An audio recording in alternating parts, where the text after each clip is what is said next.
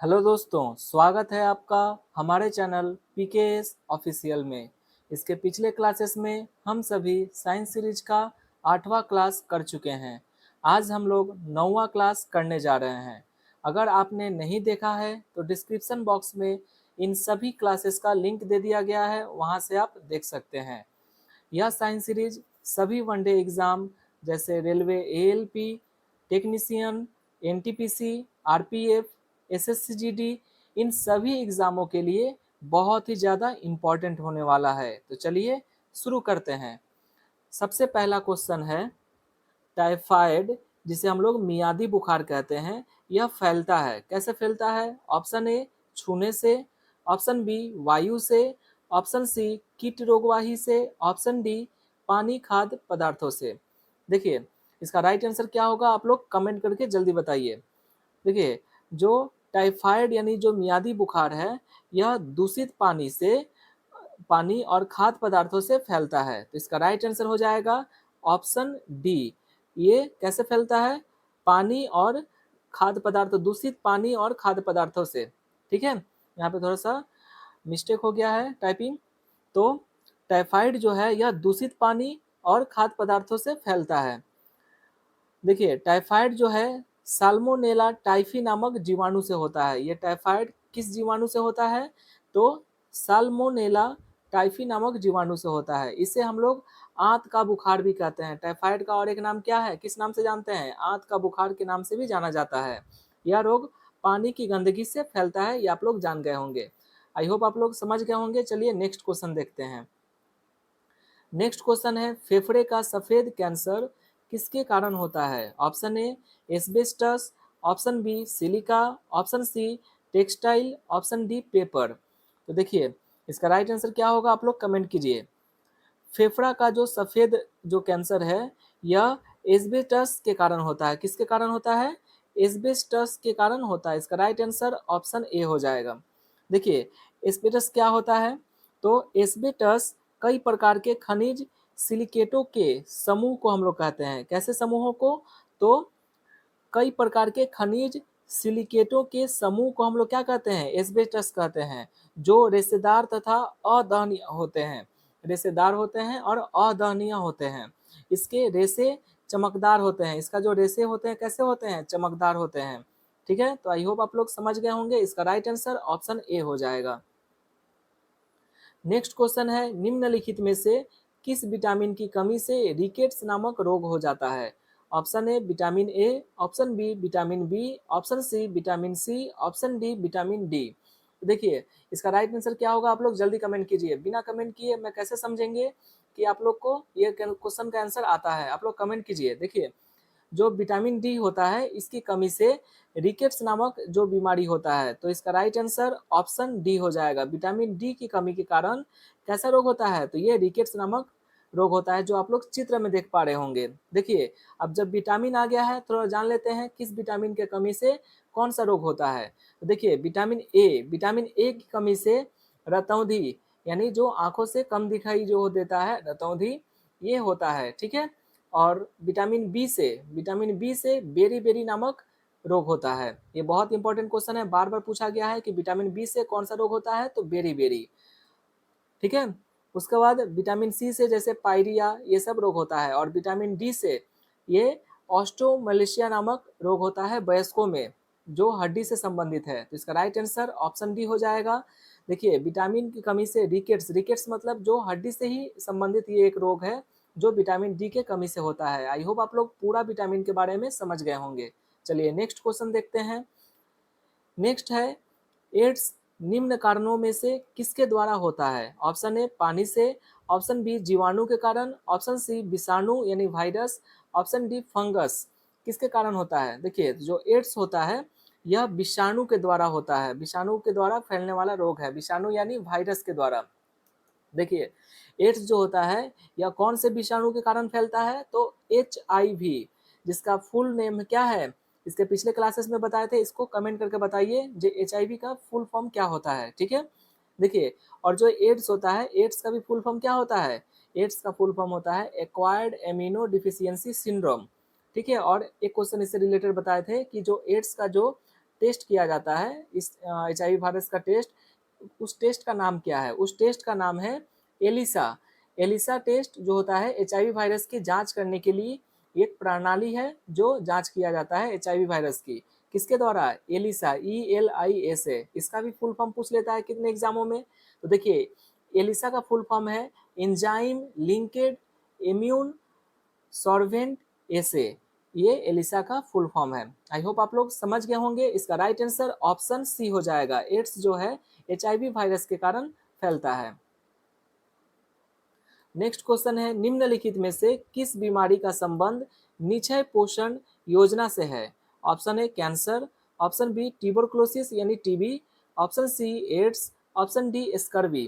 तो इसका right answer क्या होगा आप लोग कमेंट कीजिए। देखिए, जो निक्षय पोषण योजना है, ये निक्षय पोषण योजना यह किससे संबंधित है? तो यह संबंधित है किससे? तो ये तपेदिक, जिसको हम लोग कहते हैं ट्यूबरकुलोसिस यानी टीबी से संबंधित है। इसका राइट आंसर ऑप्शन बी हो जाएगा। देखिए, निक्षय जो पोषण का योजना का जो शुभारंभ हुआ था अप्रैल कितना में? अप्रैल 2008 में ये योजना क्या हुआ था? ये योजना का आरंभ हुआ था, शुरुआत हुआ था। ठीक है, ये किसके द्वारा हुआ था? तो भारत के केंद्र सरकार द्वारा ये लागू किया गया था। इस योजना का पर्यवेक्षण भारत सरकार के स्वास्थ्य और कल्याण विभाग द्वारा किया जाता है। तो आई होप आप लोग समझ गए होंगे। नेक्स्ट क्वेश्चन है, एफ्ला बीस का उत्पादन होता है? ऑप्शन ए जीवाणु द्वारा, ऑप्शन बी शैवाल द्वारा, ऑप्शन सी विषाणु द्वारा, ऑप्शन डी कवक द्वारा। तो देखिए, जो एफ्ला बीस है, ये एफ्ला बीस, इसका उत्पादन किसके द्वारा होता है? तो इसका उत्पादन होता है कवक के द्वारा। इसका राइट आंसर ऑप्शन डी हो जाएगा। देखिए, यह खाद्य विषाक्तता उत्पन्न करता है। कौन? ये कवक जो होता है, ये एफ्लाबिस यानी खाद्य में खाद में जो विषाक्तता होता है इसका उत्पन्न करता है। देखिए, और जो होता है एफ्लाटॉक्सिन एक प्रकार का कार्बनिक यौगिक है। जो एफ्लाटॉक्सिन जो है ये विष एक तरह का कार्बनिक यौगिक है। यह खाद्य विषाक्तता को उत्पन्न करता है। इसका राइट आंसर ऑप्शन डी हो जाएगा। नेक्स्ट क्वेश्चन है, अनुवांशिक विकार जिसमें केंद्रक में 47 क्रोमोसोम्स XXX हो जाते हैं। ऑप्शन ए क्लाइनफेल्टर सिंड्रोम के कारण, option B Turner syndrome, option C Down syndrome, option D thalassaemia. देखिए, जो अनुवांशिक विकार जो है ये, ठीक है, यह क्लाइनफेल्टर सिंड्रोम के द्वारा होता है। तो इसका राइट आंसर हो जाएगा ऑप्शन ए। देखिए, हम लोग पहले जान लेते हैं ये क्लाइनफेल्टर सिंड्रोम क्या कारण होता है। तो देखिए, क्लाइनफेल्टर सिंड्रोम के कारण पुरुषों में सेक्स क्रोमोसोम की संख्या में इकाई की वृद्धि हो जाती है। जो XXX है, इसकी वृद्धि एक वृद्धि हो जाती है, जिसके कारण, ये किसके कारण? तो ये क्लाइनफेल्टर सिंड्रोम के कारण ये होता है। सिंड्रोम एक तरह का क्या है? ये सब अनुवांशिक विकार हैं। ठीक है, तो 47 क्रोमोसोम ऐसे मनुष्यों में जो क्रोमोसोम कितने की संख्या होती है? तो 46, और पेयर में 23 पेयर। अगर उसमें एक ज्यादा हो जाए, एक क्रोमोसोम ज्यादा होकर 47 क्रोमोसोम हो जाए, तो ये क्लाइनफेल्टर सिंड्रोम का विकार रूप ले लेती है। इसलिए इसको हम लोग अनुवांशिक विकार कहते हैं। आई होप आप लोग समझ गए होंगे। चलिए नेक्स्ट क्वेश्चन देखते हैं। नेक्स्ट क्वेश्चन है, निम्न में से कौन सा रोग दूषित जल के द्वारा संचालित नहीं होता है? Option A pneumonia, option B typhoid, option C पीलिया, ऑप्शन डी हैजा। तो इसका राइट आंसर क्या होगा आप लोग बताइए। देखिए, जो निमोनिया रोग है यह दूषित जल के द्वारा संचारित नहीं होता है। ये निमोनिया जो है यह दूषित जल के द्वारा संचारित नहीं होता है। पूछा है क्वेश्चन, नहीं होता है। तो ऑप्शन ए निमोनिया जो होता है यह दूषित जल के द्वारा संचालित नहीं होता है।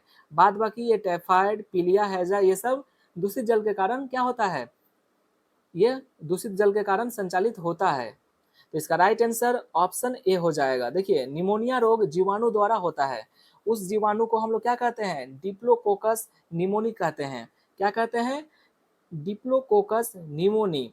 ये निमोनिया रोग का जीवाणु का नाम है। ठीक है, निमोनिया रोग का लक्षण होता है तेज बुखार, फेफड़ों में सूजन आदि होता है। तो आई होप आप लोग निमोनिया के बारे में जान गए होंगे। ठीक है, चलिए नेक्स्ट क्वेश्चन देखते हैं। नेक्स्ट क्वेश्चन है, बिडाल परीक्षण का संबंध किस रोग से है? Option A AIDS, option B corona, option C TB, option D typhoid. देखिए, बिडाल परीक्षण का संबंध यह टाइफाइड रोग से है। इसका राइट आंसर ऑप्शन डी हो जाएगा। देखिए टाइफाइड जो है ये साल्मोनेला टाइफी नामक जीवाणु द्वारा होने वाला रोग है। टाइफाइड कैसा रोग है? तो ये कौन सा जीवाणु का नाम याद रखिएगा। देखिए टाइफाइड जो है यह साल्मोनेला टाइफी नामक जीवाणु के द्वारा होने वाला रोग है। टाइफाइड को हम लोग क्या कहते हैं? आंत्र ज्वर कहते हैं। और टाइफाइड को मोती झाड़ा या मियादी बुखार भी कहते हैं, ये आप लोग याद रखिएगा। इसका राइट आंसर ऑप्शन डी हो जाएगा। चलिए नेक्स्ट क्वेश्चन देखते हैं। नेक्स्ट क्वेश्चन है और ये आखिरी क्वेश्चन है, निम्नलिखित में से सबसे पहला एंटीबायोटिक दवा कौन सा है? Option A sulfa drug, option B chloramphenicol, option C tetracycline, option D quinolone. देखिए इसका राइट आंसर क्या होगा आप लोग बताइए। देखिए जो सल्फर ड्रग है ये सबसे पहला एंटीबायोटिक दवा है। इस विकल्प में से जो ये चारों विकल्प दिया गया है, इस चारों विकल्प में से जो यह सल्फर ड्रग है, सल्फर ड्रग ये हो जाएगा सबसे पहला इन चारों के मुकाबले। ठीक है। और सल्फर ड्रग नामक एंटीबायोटिक का निर्माण 1935 में हुआ था। ठीक है। और किसने किया था? गारहार्ड डोमगक ने किया था। एंटीबायोटिक दवा हानिकारक जीवाणु जैसे बैक्टीरिया के विरुद्ध उपचार हेतु कारगर होता है। ठीक है। और सर्वप्रथम एलेक्जेंडर फ्लेमिंग ने पेनिसिलिन नामक एंटीबायोटिक दवा का निर्माण किया था, जो पेनिसिलियम नोटेटम नामक कवक से प्राप्त किया गया था। ये आप लोग याद रखिएगा, बहुत बार क्वेश्चन पूछता है कि सर्वप्रथम जो एलेक्जेंडर फ्लेमिंग ने पेनिसिलिन नामक एंटीबायोटिक दवा का निर्माण किया था, जो किस नाम से, किस कवक से प्राप्त किया गया था? तो पेनिसिलियम नोटेटम नामक कवक से प्राप्त किया गया था। और सबसे पहला एंटीबायोटिक दवा ये इन चारों ऑप्शनों के मुकाबले कौन सा हो जाएगा? तो ये सल्फर ड्रग जो है ये इन चारों में से सबसे पहले पाया गया था। ठीक है। कब बनाया गया था? ये 1935 में। आई होप आप लोग समझ गए होंगे। अगर कोई भी डाउट है तो कमेंट करके जरूर पूछिएगा। मिलते हैं नए वीडियो में।